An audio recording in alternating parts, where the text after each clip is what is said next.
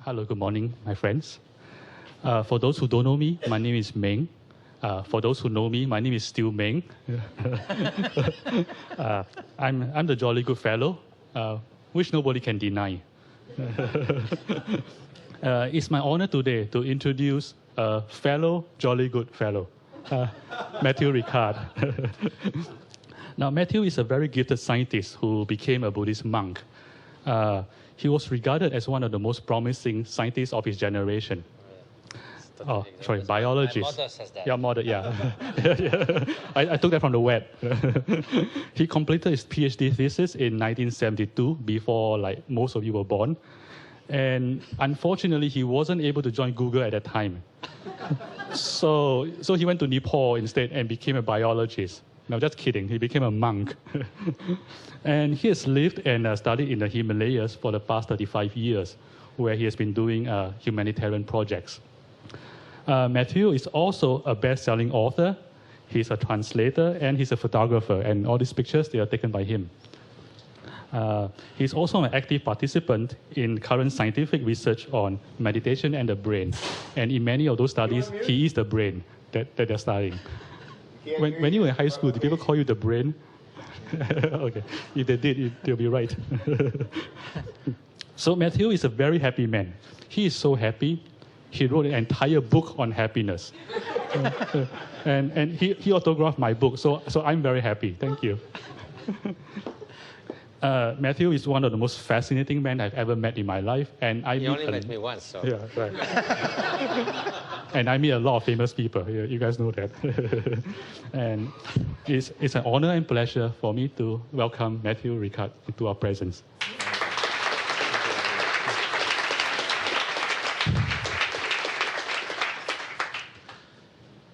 You know, just to go on about, for those who don't know him and those who know him, there's also an interesting story of a Middle East wise man called Mullah Nasruddin. Maybe many of you could know him. And once he came into a coffee shop and went straight to the owner and asked him, "Did you see me enter?" And the guy said, "Yes." And then he asked, "But do you know me?" And the guy said, "No." "Then how do you know it's me?" So, thank you so much. It's a pleasure to visit this wonderfully enjoyable place where you meet people in swimming trunk with the moving in the alleys, going to the swimming pool, and occasionally Meng says he leaves his massage chair to go to his office. So definitely I would like to work there, and it seems better than being at home.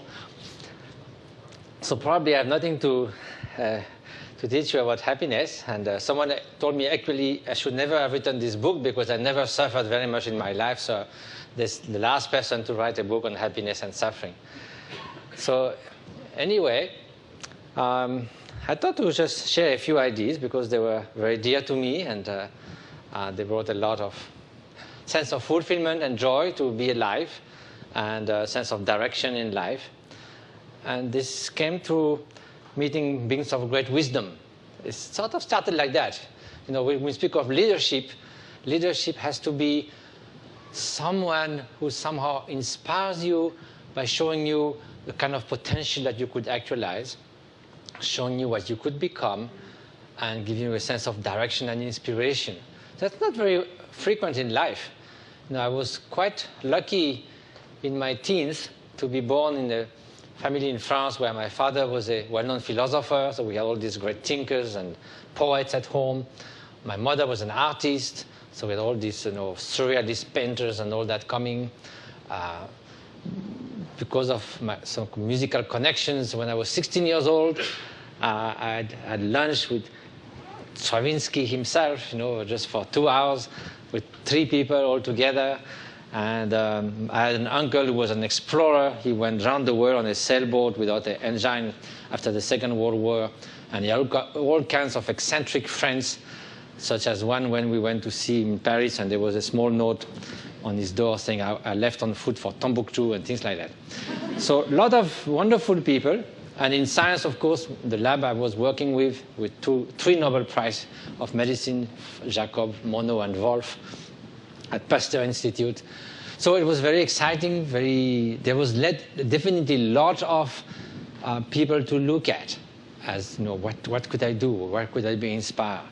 At the same time, definitely I would have wished to play the piano, like Sviatoslav Richter, or the chess like Bobby Fischer, but I don't know if you remember about Bobby Fischer, but who wants to become Bobby Fischer?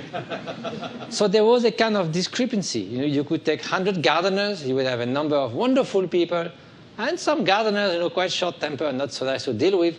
But same thing with philosophers, same thing with scientists, same thing with artists. No matter what their particular skill or genius was, there was no correlation as such between their human qualities and their particular genius. So you could try to pick up all the things and make your own salad and try to, but that somehow didn't seem a bit artificial. Like making a pulse of all that and thinking it's going to work. So then I was lucky enough to travel to the Himalayas, and then I met something quite different, sort of men of wisdom, men and women of wisdom.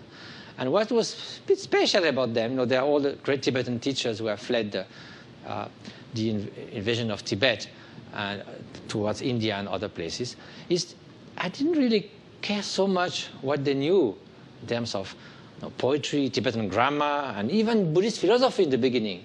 That was not my interest at all. But what they were, that was inspiring. The quality, the human quality. And then I thought, I want to become like them, not just know what they know. And so because there was a kind of, the first trigger was seeing a documentary movie on those great teachers that a friend of mine made for the French television. And at the end of the documentary, there was a 5-minute silent sequence, one face of those meditators and hermits and spiritual teacher and the Dalai Lama, one after the other, just like silent. It was so powerful. I thought like 20 Socrates or 20 St. Francis of Assisi, whoever you feel like is represent the wisdom of humanity, just there alive in our time. So I thought, well, I should go to see. And then that was very interesting because somehow someone like that, and I'm going to show some images, show you what you could become. It's a source of inspiration. Give you that this is possible. Somebody made it somehow. Then of course you get interested in how. But first you have to see that it makes sense. And so also in the course of living in the Himalayas, and after a while traveling back and forth, some of the things became quite clear about what brings a little more fulfillment in life. And it seems that we so much put our hopes and fears in the outer conditions. So now, let's be clear from the beginning. We want the outer conditions to be optimal. Compared to 150 years ago, where the life expectancy, even in Europe, was like 30 years. And who doesn't want to live long, to be healthy, to have access to education, to have a wonderful working place, harmonious human relations in one's family, with friends, with people, live in a country where there is peace, where there is not an oppressive regime. So all that we really deeply sort of yearn for that, and that's right. And we ought to develop that to the maximum we can, and especially in a world where there's far from being granted for many, many places of the world, where 3,000 children still die every day of malaria and all that you know. And there's so much to do just to bring those minimum outer conditions. Yet, it's quite clear too that if we only put our hopes and fears in the outer world, it's not going to work in our search for direction, for meaning, for genuine sense of fulfillment and accomplishment, what we would call genuine happiness. Genuine happiness doesn't mean pleasant feelings, one after the other, each one more and more intense, piling them up, renewing them, seeking them, and then collapsing out exhaustion at the end. So that's not going to work. So it's more like a cluster of qualities that we can develop as skills, like openness, genuine altruistic love, compassion, inner strength, some kind of inner peace. And then that gives you a sense of confidence that's not just like the false confidence of arrogance, but confidence that you are less vulnerable and therefore more ready also to be of service of others and contribute to a more compassionate and society that gives you better way of flourishing yourself and others. And because more confidence means less feeling of insecurity, of fears, then more readiness to be there for others. So it's quite clear that the outer conditions themselves are not enough, however necessary or useful they might be. Not enough because we also can clearly see that our state of mind, the way we interpret and translate those outer conditions in our inner sort of experience, are what really determines states of well-being and or misery. And the state of mind can easily override those outer conditions. We can feel terrible in a little paradise, and we can feel still very strong and joyful and wish to go about one's life and contribute to the happiness of others, even in the face of adversity. And so as the Dalai Lama once gave this striking example, if you move in a very luxurious flat at the 100th floor of a high-tech skyscraper for the first time, you just bought it, and then you are totally ruined within, destroyed in your heart and your mind, all you are going to look for is a window from which to jump. On the other hand, you could have this great joy to be alive and empathy, whatever, all those human qualities, even, when outer conditions doesn't seem nice at all, but because your state of mind is stronger.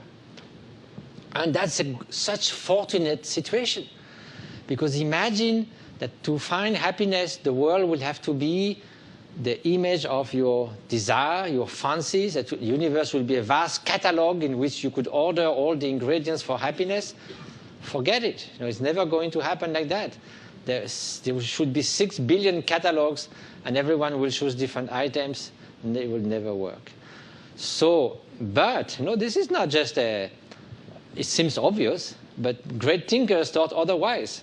Immanuel Kant wrote that complete happiness will be the complete fulfillment of all our desires in quantity, quality, and duration.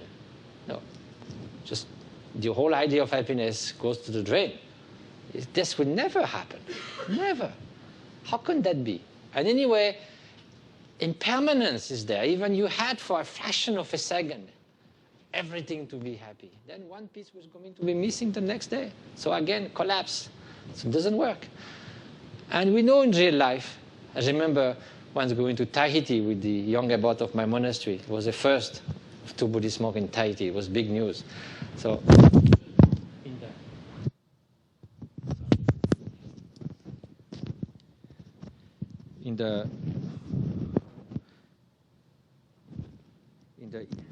it's going now? Okay? No? Yes. So in the evening news, there was 2 big items.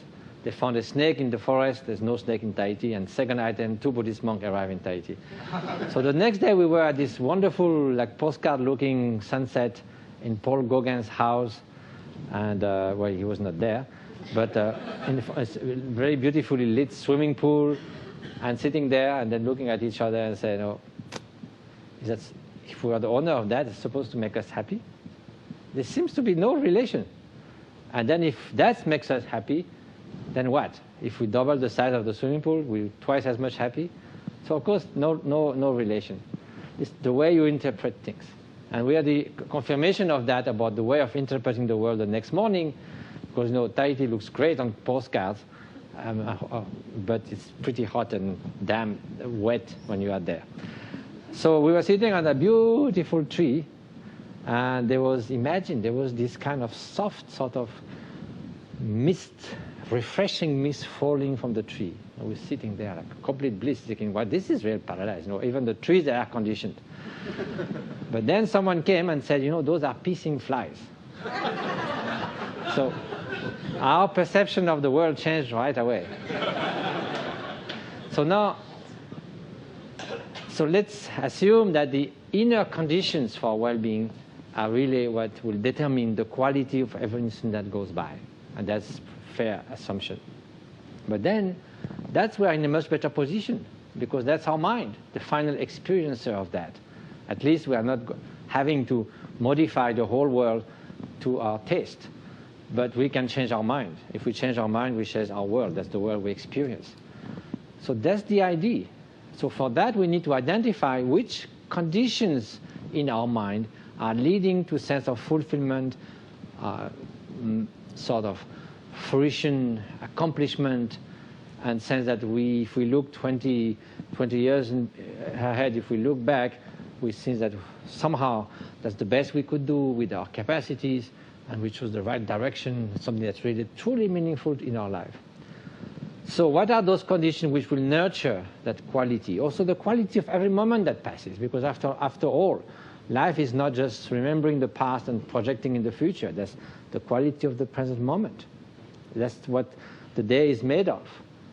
As someone says, take care of the minutes, the hours will take care of themselves. So if all the minutes are unhappy, how could the hours and day somehow be fulfilled?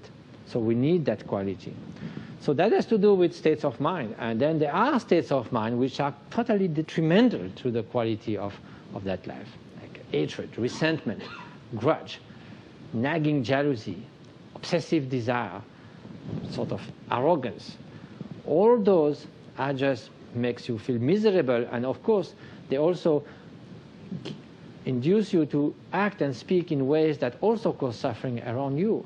So it's a lose-lose situation that comes with a very self-centered, exacerbated feeling of self-importance, bringing everything to oneself, and trying to build up a so-called selfish happiness, sometimes at the detriment of others' well-being. That's absolutely not going to work. If a selfish happiness is the goal of your life, then that life is soon going to be without any goal, because that simply cannot work.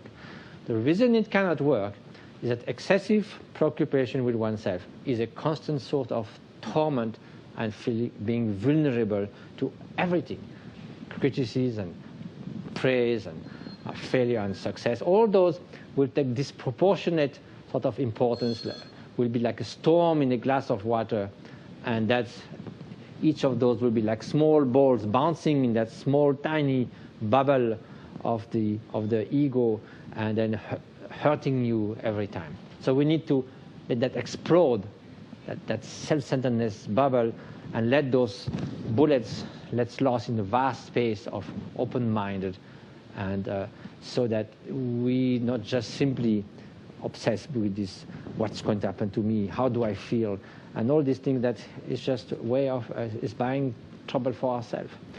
So now there are other type of emotions and mental state which definitely we feel as something that is nourishing the sense of well-being, like, say, loving kindness, unconditional love, wanting to an act of generosity with no strings attached, just a mere wish of bringing some happiness or relieve some suffering to others, and some sense of inner peace, inner strength, inner kind of contentment.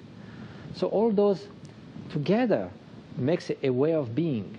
And that's what genuine happiness is. It's not just a pleasant feelings and trying to accumulate them endlessly. Because pleasant feelings are so much fleeting. Even you try to renew them, they depend upon circumstances, upon time.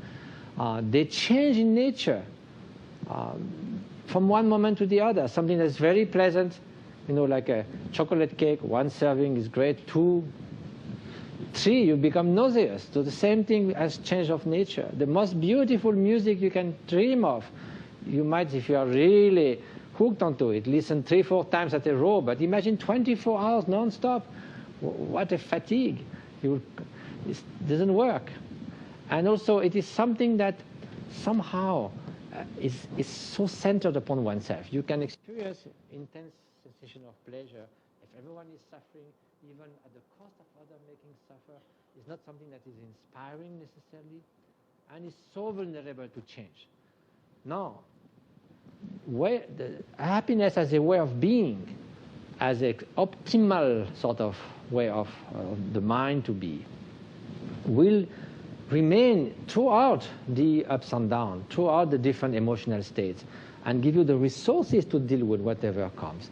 So rather than being dependent on the fluctuating changes of ups and downs of life, that's what gives you the resources to deal with those changing conditions. It's like the depth of the ocean is always there compared to the change of the surface, where there's sometimes storms, sometimes beautiful weather. But if you don't have the depth, then you are in the midst of that weather change of the surface with nothing to refer to. So it is a way of being, and or a manner of being. But manners need to be learned. It's not granted. Yet it is true that we more or less born with the kind of traits. We are more or less happy and extrovert kids, or kids which are a little bit more violent, and some others are very sweet and will give their toys to others. So we have traits, but those are just blueprints.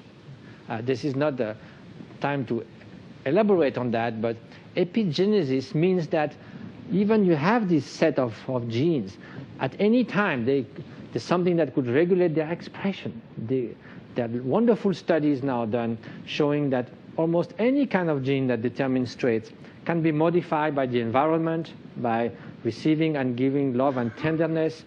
The gene can be, for stress, for instance, can be blocked for life if there's a strong component of tenderness very early in life.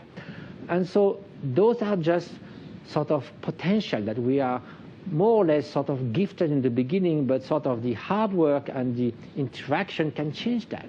So there is this flexibility in everything, in the genes, in the way we experience the world, so there is margin to change. And not only that, but by which kind of mystery our mind and the way we experience things would just change towards happiness just because we wish to be happy. Everything else in life we need to learn. We need to, when we're born, this unidentified crying object cannot speak, cannot walk, can do nothing, will die in a few days if the mother wasn't there with great love and care to make that newborn baby be alive and learn experience of life, and so forth. And then everything in our life, like going to school, learning a profession, and building human relationship, all that comes with learning, with like emotional skills are sort of learned by experience. So how come that the most fundamental thing that determines the quality of our life will just come just like that? So we have to understand that we usually underestimate the power of transformation of mind. We think that this is just life. We are like that. This is the human nature to be this mixture of light, of shadows, quality and defect. And actually that's desirable. It will be terribly boring not to have jealousy or strong passion events that tear us apart. That's exciting. And Goethe wrote that 3 days of uninterrupted happiness will be so boring. It's always the same. But suffering is so vibrant. It always changes. So exciting. But is it true? Are we just saying that to justify the fact that we are not quite sure how to change that? And then we try to make a philosophy to fit with that state of affairs. Because in truth, when you are sitting maybe in a beautiful garden or somewhere by a lake and with someone you love, or just like enjoying the beauty of nature and feeling in harmony with the world, with others, with yourself, with less inner conflict, working in the snow under the stars or something like that, and feel really at peace, are you going to regret the tense atmosphere of the emergency room of a hospital or something? Or if I come now when you're sitting peacefully and say, please get angry right now, you say, well, why should I? I'm fine. Or would you like to spend the whole afternoon being terribly jealous? You say, no, wow, that doesn't sound such a nice prospect. But if I say, well, would you like to spend the next 2-3 hours, having compassion or loving kindness as the main sort of state of mind present in yourself, you say, wow, that seems pretty neat, So we feel instinctively that even though we can't escape for the time being those kind of different kinds of mental toxins, that we'd rather be well off without them. But now is it possible to change that? Because we might say it's so deeply intrinsic to human nature that we can't do anything. So yes, in a way, it is in human nature in the sense we all have those positive and negative emotions. So in that sense, it is part of human nature. But to be part of something, there are different ways of being part of something. You could be part of something of like the whiteness of the screen that's all over the texture of the screen. And to remove that, you would have to destroy the screen. But this is also somehow part of the screen. It's there on the screen, but it doesn't penetrate the screen, it doesn't belong to the screen, doesn't remain to the screen, and the screen allows it to appear, yet it is not modified as such, but it allows it to appear. So that's the key. So in order for all the mental states, mental constructs to arise in our mind, whether positive emotions or negative ones, no matter, there has to be some kind of basic screen, or like the light. If I show a torchlight to shine on you, the light can show, or in the garden, beautiful flowers, or maybe a pile of garbage. So you might say, this is beautiful, this is ugly. The light allows you to see that, but the light doesn't become beautiful or ugly. The light is what makes that perceptible, visible. Likewise, at the fundamental aspect of cognition or the mind, we call that the bare consciousness, or the sort of pure awareness. It is a kind of basic cognitive factor, and I think meditators can introspectively sort of experience that behind the screen of thoughts, this kind of pure aware presence. We call that the luminous aspect of mind in Buddhist term. Luminous, not that it glows in the dark, or like those Google things shooting from the earth, but that it is luminous compared to a dark object like this tool, who has no cognitive quality whatsoever. So it is luminous, it's cognizant. So now that is not tainted by hatred, jealousy, and so forth. It allows that to occur, but it cannot be. If hatred was so intrinsically part, then hatred should shine on everything. Like if the light was beautiful in itself, everything will be beautiful when you shine the light on something, or ugly, whatever.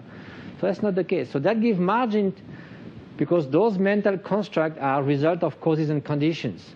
So it gives, you can modify those causes and conditions, and that's the principle of mind training. And that's what meditation is about. Meditation has many meanings, but the root, the actual literal meaning is, in Sanskrit, bhavana means to cultivate. And in Tibetan, gom means to be familiar with something, to become familiar with a new way of being, with new qualities, with a perception of the world that is more attuned with reality, not seeing the world as solid, autonomous, permanent objects, but as a dynamic sort of flux, interdependent of ceaselessly changing causes and conditions. Even our consciousness is a stream, a dynamic stream, constantly changing. And so it's also to develop qualities like compassion and loving kindness. So meditation is really to cultivate something. It can be to cultivate inner calm to begin with, like through mindful breathing, to let the thoughts subside a little bit, and through not being caught in that constant whirlpool, then from that state we can develop those qualities like compassion and loving kindness. So it is something that needs to be trained, and everything has to be learned. Otherwise, this spoiled brat of our mind is going to continue to run over the place, and then we have this mixture of constant joy and torments. So we can do much better. We say that's normal, but normal state is just a pandemic. We are all so much like that we think it's normal. But optimal is something else, and this is possible. So we can use all kinds of methods, techniques. That's what the methodology or the science, or the contemplative science is about. Using antidotes, for instance. Antidote means there are things one-to-one that are mutually exclusive. You cannot, in the same gesture, stretch your hand friendly way and give a blow. You cannot, in the same moment of thought, want to harm someone and want to do good. So it's very simple, but if you think of that, the more you'll bring, say, altruistic thoughts, thought of benevolence in your mind, the less at those moments there will be space for malevolence, harmful thoughts, and so forth.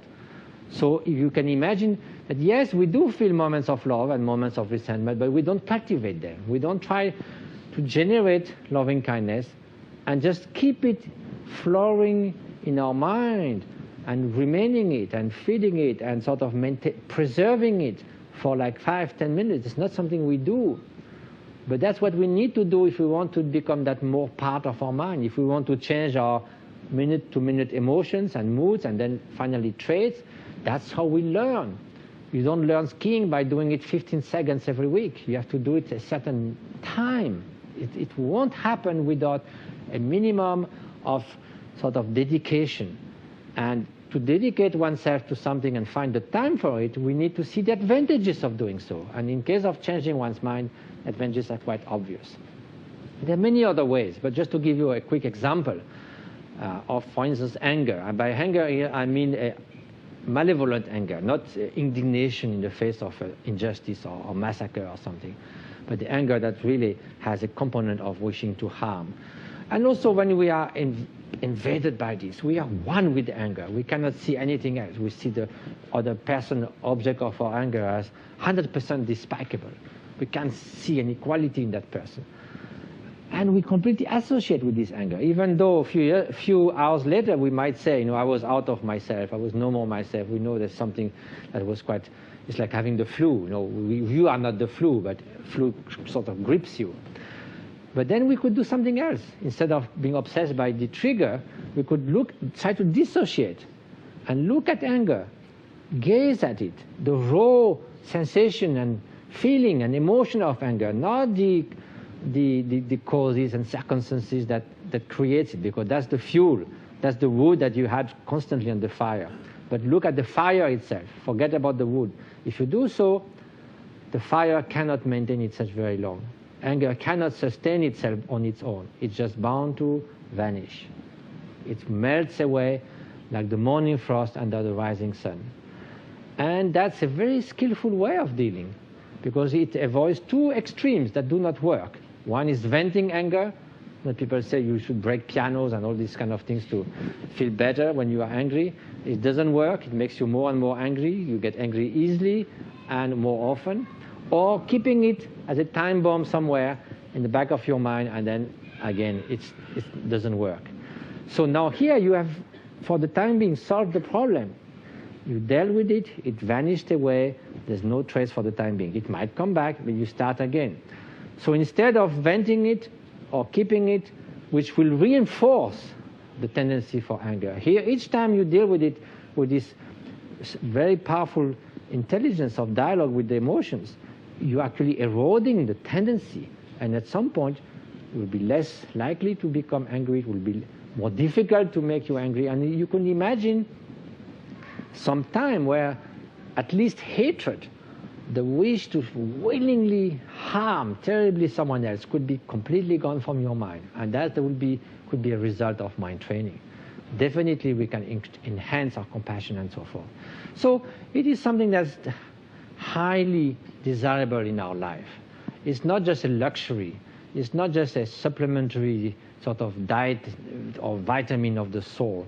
It's something that's really at the heart of every moment that we go by. It's something that also, with time, we can see in ourselves that it really brings some change. And it really brings some more openness so that we have a more fulfilled life and we can put it at the service of others. Instead of the lose-lose situation of the seeking this selfish happiness and disconsidering others, where we feel miserable, we make others miserable. Here we have a win-win situation. Loving kindness and compassion are among the most positive of all positive emotions. And that's what we're going to show you just now. And also, of course, others will perceive it in a positive way. So I just want to show you very briefly, since we speak of changing your mind, changing your brain, since some years now, we have been collaborating with neuroscientists. This is an endeavor that was started by the Dalai Lama, inspired by him, into studying the influence on the brain of sustained mind training. And the idea was people who have, so for instance, a concert violinist has done at least 10,000 hours of violin. And there is some areas in the brain which have changed. The area that deals with the fingers, with the motor coordination and all kinds of things, it has vastly increased in activity, even in size. So what happens, not if you learn the piano, but if you learn compassion, if you train in vigilance, in attention, will that change the brain too? If that does, it means that meditation is not just blissing out for a few moments under a mango tree and try to empty your mind unsuccessfully, but it is really a deep change that comes through mind training. So that was a very interesting sort of approach. So we needed to start with experienced meditators, because if there's a noticeable difference in them, then we can notice, how do you reach there, and start with novices. If there was no difference in those experts, then don't expect to find one after 1 week. So here is the place where they came from, and well, it's almost as nice in the Google campus, but it's still easier to meditate there than in the subway. But we can soon have a Google campus in Tibet or somewhere, and I'm sure Meng will be very happy to be a stalwart on top of Everest without oxygen. And so those are the beautiful places where they come from. And well, this was in eastern Tibet, August 1st, the hottest day of the year. And the night before, we were camping and with Tibetan friends, and we have a quite large tent, and they were snowing at dusk, and they said, we are going to sleep outside. I said, why? We have a big tent. They said, yes, it's summertime. So they slept outside, and in the morning there was 10 centimeters of snow on their clothes. So this is what I'm fortunate to see from the window of my small hermitage in the Himalayas, so I can't complain. And this is the example of what a spiritual teacher is. And you can see that there's some kind of, beyond word, a kind of human quality that we sort of can't miss. And in reality, it was certainly very strong. It's almost like human goodness becoming palpable. That's what Paul Ekman, I think you are going to receive soon, one of the world specialists of emotions. That's how he described, an encounter with the Dalai Lama. There's something that you almost physically, not of these weird vibes, but something that's so sort of natural and simple, and yet something that you can really feel. A kind of strength mixed with goodness and sort of solidity, but at the same time sensitivity. I mean, it's very hard to describe, but it's really what makes an extraordinarily good human being. And this cat is certainly one of the fortunate ones. And this is my first teacher, Kangyur Rinpoche. And then, yes, this is a hermit who comes out of 6 years of meditation in the hermitage. So the question is he so happy because finally he's coming out, or because he did 6 years of meditation? And knowing him well, I would favor the second hypothesis, that he's something that he acquired through his training. So not in Madison, Wisconsin, now the meditators have 256 electrodes, and there are two ways of measuring brain activities.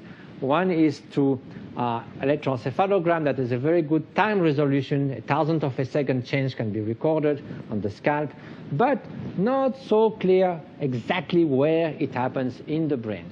So we have to combine that with fMRI, which is magnetic resonance, the scanner, which gives a very good three-dimensional analysis of where things happening in the brain. There's brain imaging, but not so good in time-wise. The resolution is 1 or 2 seconds.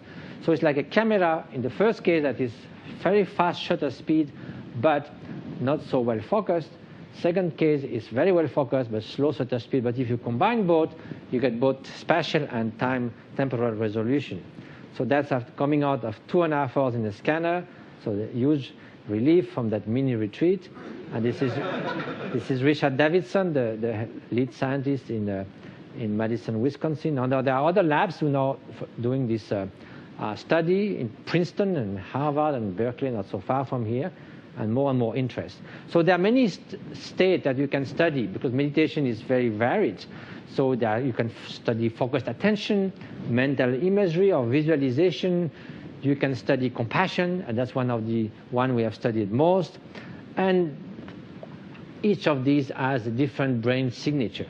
So compassion here is I'll spare you all the reading that, but is the unconditional feeling of love that begins with an object, but then becomes more and more universal to all sentient beings, and it's a very powerful and strong feeling of loving kindness. So this is the first paper we published in the PNAS. And then now the actual first results. So now what we need is to compare things. We need to compare a meditator at rest and in meditation. We also need to compare meditators with control group, those who are novice in meditation, and see if there's a difference. So we give the instructions to them, same instruction that meditators use for many years, and ask them to do it for a week and come back to the lab. And then in the lab, what we do is a minute of rest, 3 minutes of intense getting in the state of compassion or focused attention, whatever the subject is, and then doing that again and again, 30, 40 times, in, out, and measuring changes. With that with the expert meditators, with that with the controls. In case of the controls, the green line is the resting state. The blue line is also the meditation state. They try, they feel something, but it's not strong enough to elicit a strong response in the brain. Here you see with the meditators, the rest line is the same, but now, when they engage in compassion meditation, there's a huge increase, 1,200% of the brain waves, particularly in the gamma range, which is connected with the connections in the brain and so forth. And it does happen also, interestingly enough, mostly in the area of the brain, which is the left prefrontal cortex, which has to do with positive emotion. So compassion is among the most powerful positive emotion.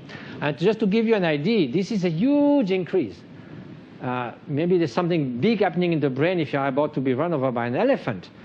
But to go from a resting state and in 15 seconds voluntarily bring a powerful mental state, that's never been recorded like that in neuroscience. So even everyone's starting to doubt, is it an artifact or something? So it took almost a year to make sure that this was really the result of meditation and not just something else. This is just a different way of showing or displaying the same result. Another way, here are the controls, here are the meditators. It's very, very different. And we also did real-time monitoring. When the compassion meditation sort of takes off, increases, then the meditator will just have a small keyboard, and with the right and left arrows, he will come up, 1, 2, 3, 4, 5. Then if we prolong that, after some minutes, he might start losing it a little bit. So he will go down. He's not going to look at the numbers, not to be influenced, but he is just changing the keys. And then he will come down, maybe 4, 3, 2, and then he brings it back strongly again, so he will go up. So these ups and downs turns out to be very closely related to what is actually measured in the brain. This 0.69 correlation, if some of you are statisticians, you know, there's a chance of 1 in a 40 million time that this is just random or due to chance. And this is now the brain imaging, and here when they meet on compassion, the area that is vastly activated is this left prefrontal cortex, which has to do with positive emotion, joy, sense of enthusiasm. So compassion is in itself a most powerful emotion. Now, interestingly enough too, the blue signifies a decrease of activity, and that area of the right prefrontal cortex is normally associated with depression, rumination, excessive self-concern, negative affects. So here it seems that compassion is almost as an antidote to depression, which is of course a fascinating avenue of research. Now also this aspiration to relieve suffering that comes with compassion strongly reduces the activity in the amygdala, which is known to be connected with fear and anger. So again, compassion reduces that. It also increases activity in the motor area of the brain. That means compassion comes with a readiness to act, of course, for the benefit of others. So now attention. Normally, if you have to maintain your attention very sharply, you start losing it out of fatigue. It's the problem of air traffic controllers, for instance. And if you have tests where you see flashing numbers very fast, and each time there's a 0, you have to press a button, after 5-10 minutes, you start making more and more and more mistakes, and your score goes down, which is happening here. But with meditators, after 10 minutes, there's no change, and now we did that for 60 minutes, absolutely no change. 2 errors in 1,000 trials. And they don't report to be tired, just like a state of flow. This is precisely what a skill is about. You do it naturally, perfectly, without being tired. But you know, this flies in the face of so much assumptions. William James, the founder of modern psychology, said that no one can maintain their attention more than a few seconds on a given object. So that seems to be quite different here. And those areas of the brain which are activated in the meditators when they perform those attention tasks, and compared to the controls that just cannot do it that much. So now what about short-term training? You say, well, it's great for you to be in the Himalayas for 20 years. What about us? You know, we can go to the swimming pool. Yes, there's a coffee shop every 100 feet. Yes, that's quite good. But what about meditation, which our dear friend is trying to bring to you as a boon, an extra boon in Google? What if we do 30 minutes a day for a few months? Well, that's exactly what was done in a very highly stressed employees of a biotech company in Madison. They volunteered to do 30 minutes a day for 3 months. And there was a control group. We said, we'll give you the training after, but please come to the lab every week. So then the measurements were done before and after. So this on trait of anxiety. There's a bunch of questionnaires and analyses that determine your level of anxiety. You can see here, time 1, the control group and the meditators or the apprentice meditators, no difference. And there was a significant difference just after 3 months. Now the left, I mentioned about this right and left side activation of the brain, more positive effect on one side, more negative ones. As you can see here, at time 2, which I don't know why it says 3 here, the meditators are much more activated on the left side, and surprisingly, the control group was even negatively activated because it's kind of boring. They have to come to the lab without doing the meditation, so they're actually a little bit upset at the end of those 3 months. But later they went to the training, don't we? Now, interestingly enough, the immune system also is boosted, and significantly. Not to miss work, they have to get a compulsory flu shot in November so that they don't skip working. So now, when you give a vaccine, whether it will work or not depends upon the strength of your immune system. In the first Iraq war, a vaccine that normally will take 80% cases because the soldiers that were going to the war were so stressed, it will only take 50%. So your level of stress decreases the effectiveness of the vaccine. So here, after those who have gone through these 3 months of 30 minutes a day meditation, their immune response was boosted 20%. So that also means the same strength also to fight actually natural flu and other diseases related to stress. And now the stress level, which measured with cortisol in the saliva, in all the meditators is 4 times less than in the control group. Well, that's not with the novice meditator, that's with the people doing long retreats. So there's definitely an effect in those preliminary studies, even for short term. I mean, not short term, but a short amount of time every day, already in 3 months, show a significant effect. And then maybe next year, something that might make the big time sort of news, we are now studying the aging process, which has to do, some of you might know, at the end of the DNA, the chromosome, they are freed, what they call a telomere. It's a single-branded DNA, and it's shortened with age. Now, it seems the preliminary result, now I'll tell you just between you and me, after 3 months of intensive meditation, that's not 30 minutes a day, that's more like in a meditation sort of workshop for 3 months, a significant decrease of the diminution of the telomere. So, wow, that will be big news, isn't it? Stay young, meditate.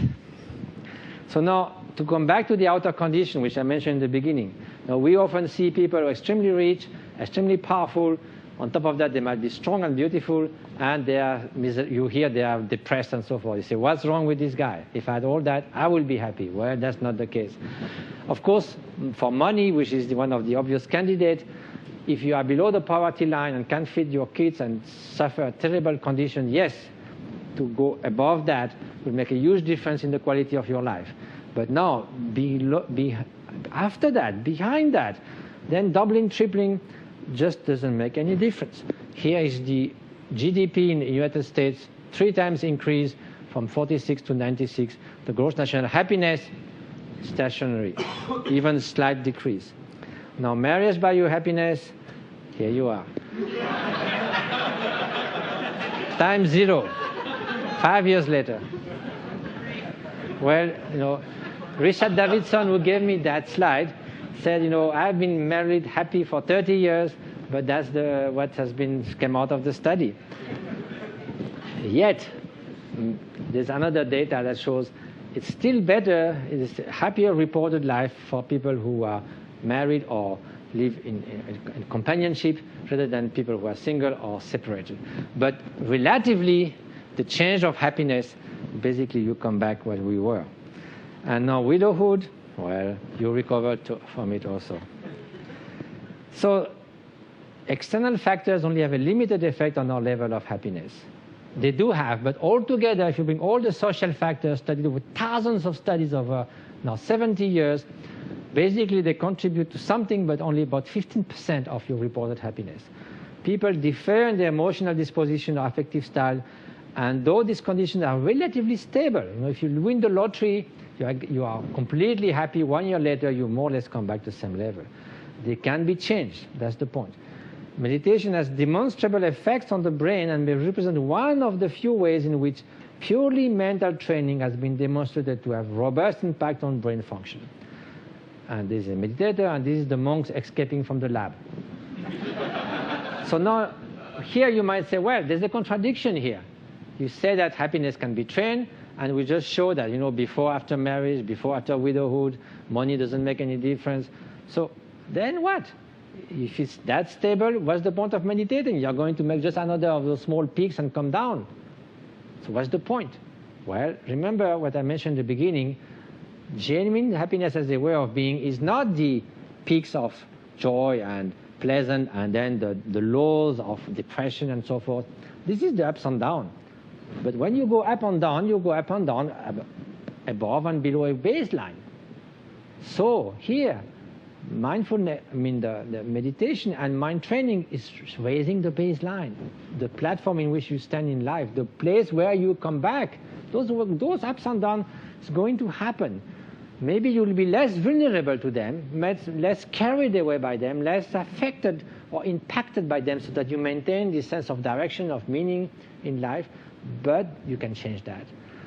And so that's a really worth it endeavor in life. And also, to get the inspiration to do that, we need to identify some kind of potential that we have within ourselves. We need to, at some point, sit quietly and say, what really matters for me in life? What do I really want to accomplish in life?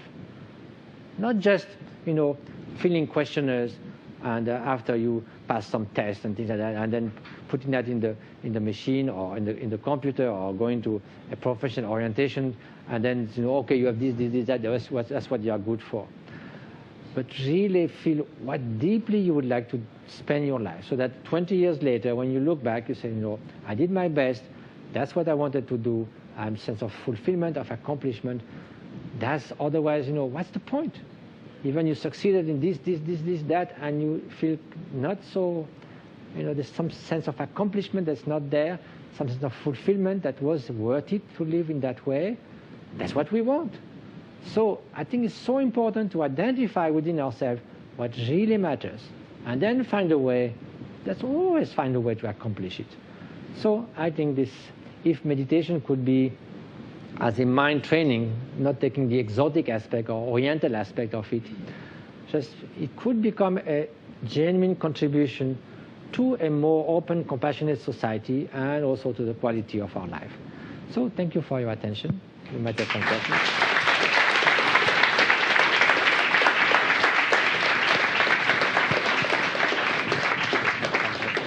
I think we have time for some questions. Does anybody have any questions?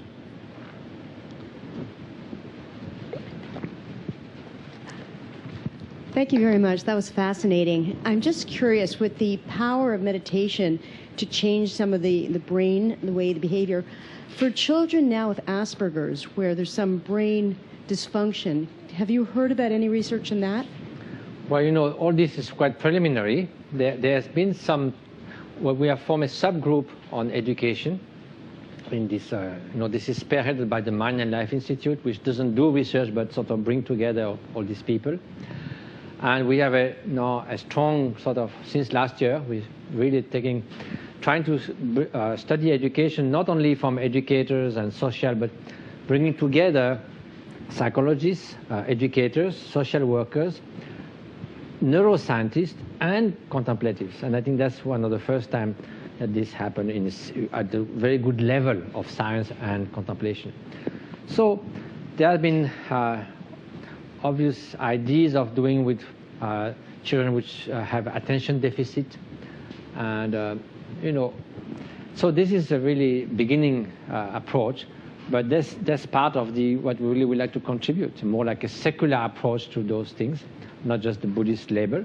There's nothing wrong with the Buddhist label, but it might looks too much like a religious approach, and then deprive the tools for actually serving society in a deeper way.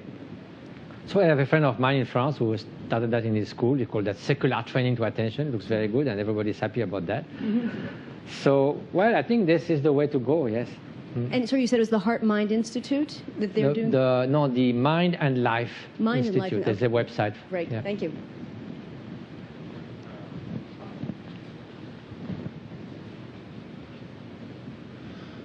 I keep hearing the number 10,000 in tens of thousands of hours of training, and it's really cool to see the fMRI effects of meditation. But I'm also curious if there have been advances in training, so that random people who can't go to the Himalayas for 20 years. Yes, that's exactly why we did a simpler biofeedback kind of thing where people can recognize the state. I mean, like the monk who was pressing the keys on the keyboard. Yes, he knew what he was feeling. We have been taking our feedback, and when we start to be hooked on this electroencephalogram, and we can look, and you can start generating compassion, and you see those gamma waves going. It's kind of fun, but at the same time, it's a little bit interfering. Suppose I see myself in my hermitage trying to meditate. I don't want to watch a screen and brain waves. And this is electrode E25. I know I'm trying to make it, let's go up. I think this is more like a distraction. But I think, again, to the 10,000 hours argument, that's why we do now longitudinal studies. And our goal is, if there are robust results, there was one groundbreaking paper in PNAS 2 years ago. Now there's 3 more coming this year, which will really establish that contemplative neuroscience field may be better. But the real goal is, once there's been robust study with the expert meditators, is really to go to everyone. Otherwise, it's just a curiosity.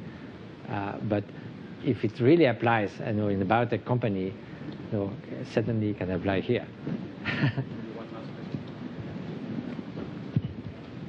Yeah, I'm wondering, so when you're an expert meditator, you have an average level of happiness that is higher than otherwise.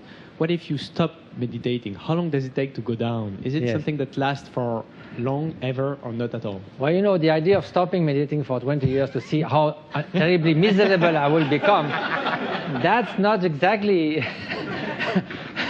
I mean, we need very determined volunteers. It's like it's like the kamikaze of happiness.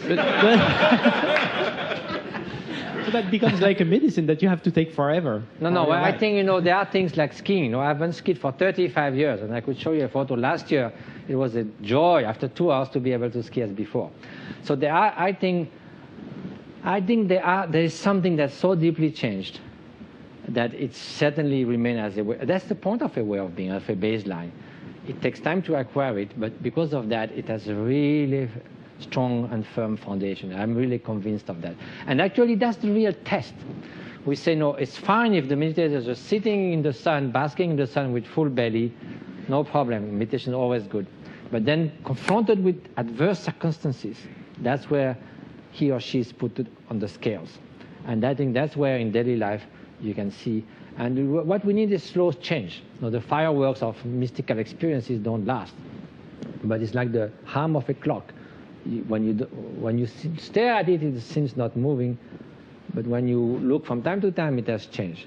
So those changes are slow, hence the need for mind training. But because they are slow, they are much more likely to be stable. And that's the idea. The brain won't degenerate too quickly, hopefully.